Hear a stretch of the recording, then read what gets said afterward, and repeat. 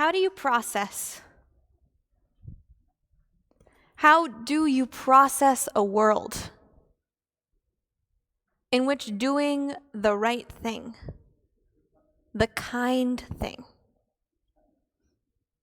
opening your doors to someone in need, offering them warmth and a cup of tea and conversation can lead you to be held hostage at gunpoint? How do you process a world in which synagogues and Jewish organizations study security protocols, de-escalation techniques, emergency drills as a matter of course? A world in which our children are so inured to the possibility of sudden violence, so accustomed to active shooter drills that they are not shocked. They are not surprised. They take this all in stride. And how do you process a world in which someone flies across the world to find some Jews to use as his pawn? How do you process a world in which someone could be so steeped in anti-Semitic tropes that he believes that Jews run the world?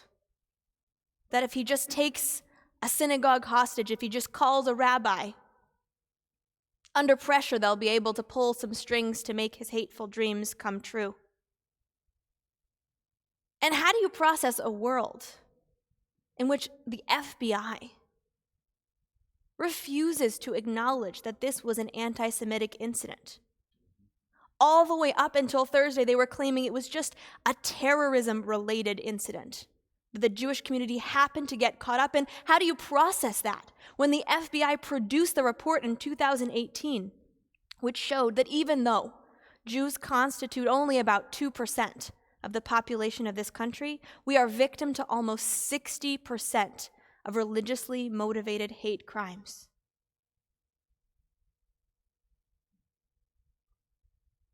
This was not unique, but it was uniquely heartbreaking. Because each one of us could feel the fear, the anxiety, the worry, the triggers of generations of trauma, hardship, and oppression. We could feel it in our bodies. We've learned those stories from birth. We've lived those stories. And our ancestors have sown it into every fiber of our liturgy, determined to make sure that every single day we would face the harsh reality that is our world. Every day, our liturgy demands that we look at evil, at enemies, at betrayal, at struggle, at solitude. Every day in our Amidah, we ask God to make prostrate the hopes of those who malign us. Every high holidays, we read in our high holiday psalm that evildoers, that foes threaten. Wars are on the horizon. They seek to destroy us. Every year we come to Shabbat Zachor. We're going to come to it in just a few weeks, the Shabbat, on which we acknowledge that Jews have and have always had enemies that seek to destroy us. How do we face this harsh reality with honesty, strength, and with hope?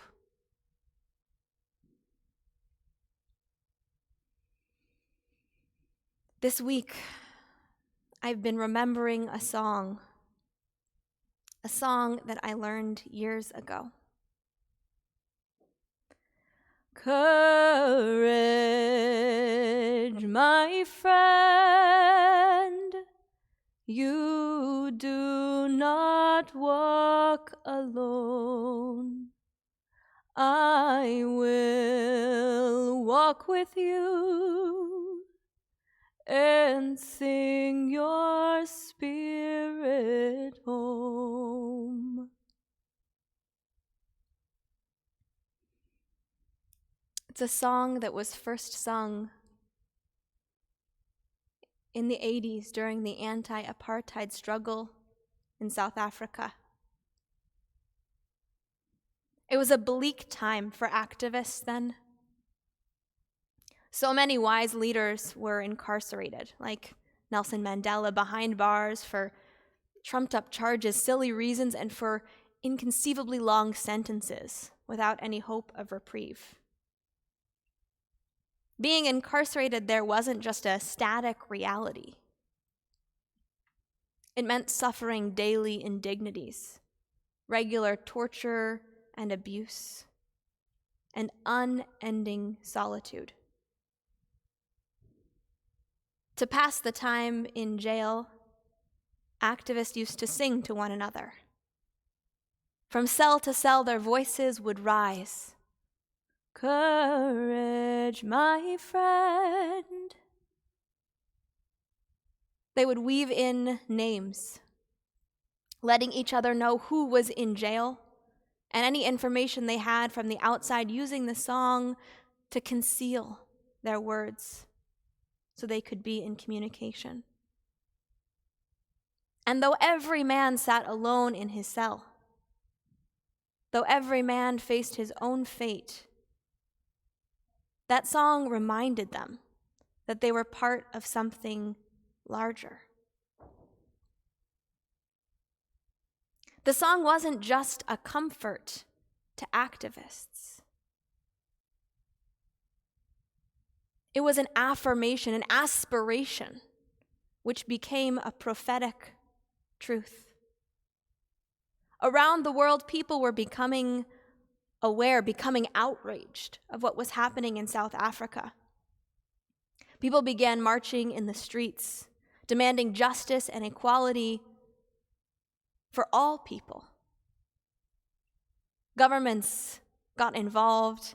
The United States and Britain and 23 others instituted economic sanctions. And it was only then, when the world tuned in,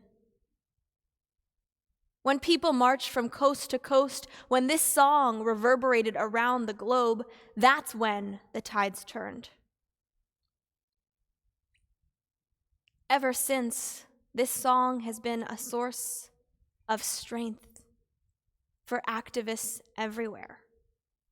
It's sung at marches and rallies, at organizational meetings and actions. It's sung in moments of despair as a reminder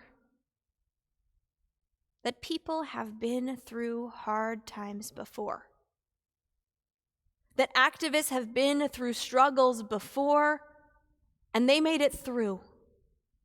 This song is a prayer that we will too. Courage, my friend, you do not walk alone.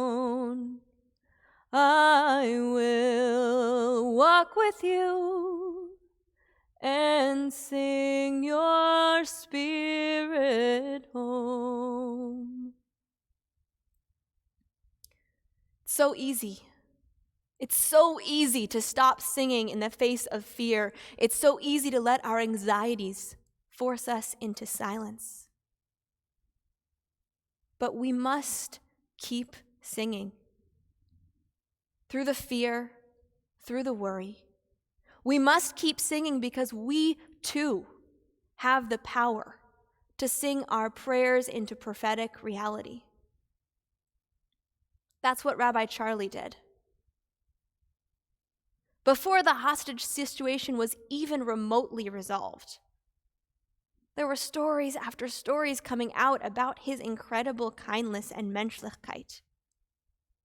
About how when he was in college, he spent 2 days living on the streets to learn what it might be like to be homeless, to expand his capacity for compassion.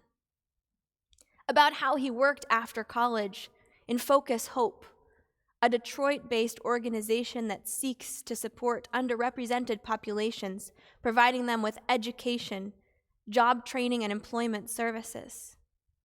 About how he then became the assistant director here in Massachusetts at the Amherst Survival Center, providing people with emergency support.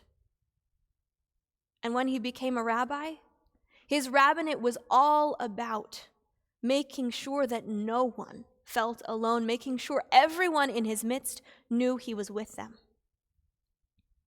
He invited local imam and community members from the local mosque to join him at his synagogue.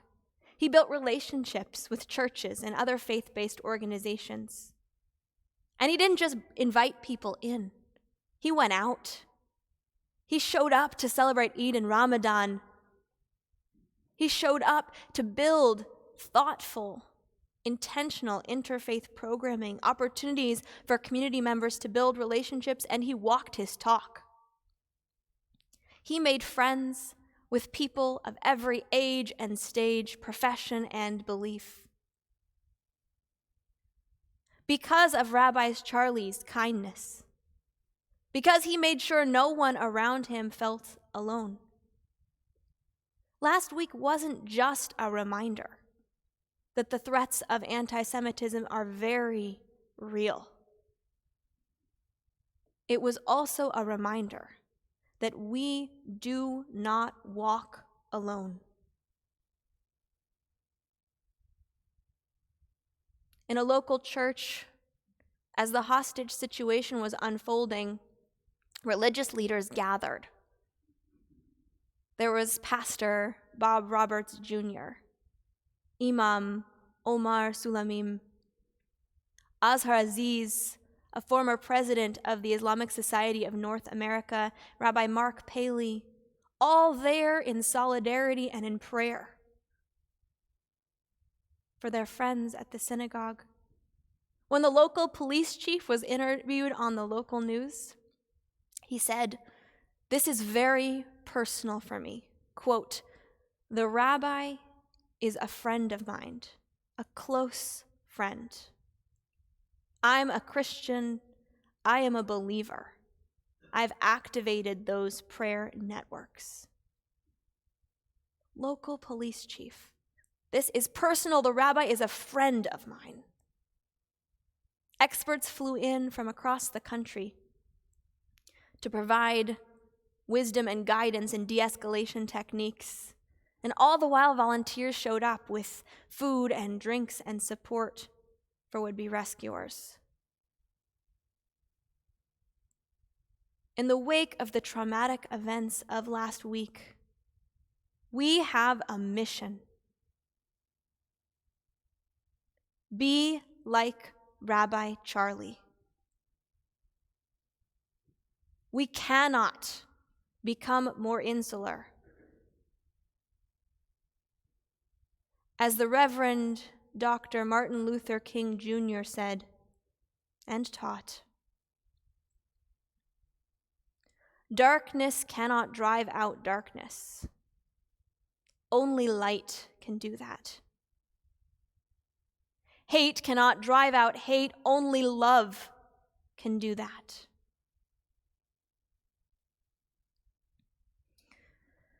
Courage, my friend.